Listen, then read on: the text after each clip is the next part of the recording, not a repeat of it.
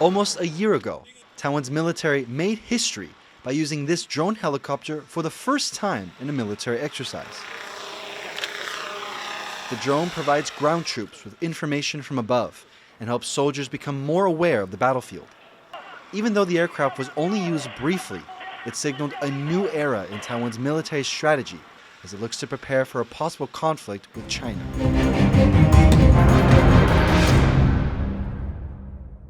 I think the way we're seeing that in terms of both the future of warfare, and particularly when you're on the strategic defense like Taiwan, is moving towards larger numbers of lower cost uncrewed systems. Outnumbered, outgunned, and faced with growing threats from Beijing, the military here is moving towards an asymmetric defense strategy and putting a greater emphasis on technology to close that gap. Asymmetric capabilities usually refer to especially land-based systems because of their mobility, systems that have a small logistics footprint that is harder for China to target, and also sort of unmanned systems. China boasts the world's largest navy and threatens to invade Taiwan to enforce its claims over the country. That's why Taiwan is going all out to develop what it calls a drone fleet, mass producing a variety of unmanned systems to boost its defense.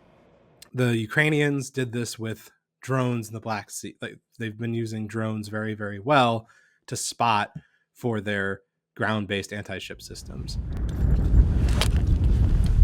Ukraine's use of drones to get an overhead view of the battlefield and attack Russian positions has highlighted the advantages of using drones, and Taiwan is following suit.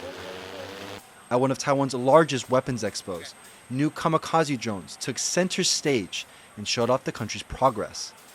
They're much cheaper than traditional missiles, and by swarming an enemy with dozens of these aircraft, they're much more likely to hit their target. But analysts say that Taiwan would need thousands of these drones to create an effective defense. And with more drones from countries like the US on the way, analysts say that the military will need to properly train its troops on how to use these systems. Well, I think the war in Ukraine has taught us many lessons, but one of those lessons is that you can have a lot of fancy stuff, but if your troops are not adequately trained to use it, you're not going to have the success that you expect. Taiwan says that more than 100 of these kamikaze drones will be built by 2025, and the military is hoping to incorporate more unmanned systems into its exercises in the coming years as it prepares for the future of warfare.